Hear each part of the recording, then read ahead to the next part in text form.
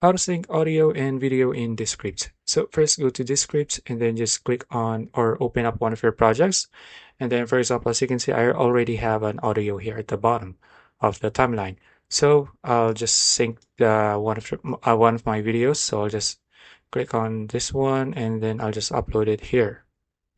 And now as you can see, in order for you to sync this, let's just put it here at the top. Okay. And then let's just drag it here.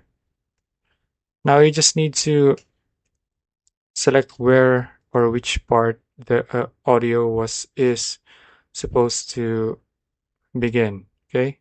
So let's say the audio is supposed to begin at this part, and then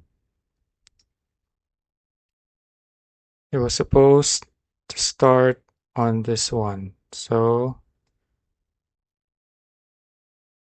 let's say the audio was supposed to start on this part here. So just drag it anywhere where the audio is supposed to start so that you can sync the audio to your video. Okay. There you go. So that's it. If you found this video useful, please like and subscribe for videos like this. See you in the next one.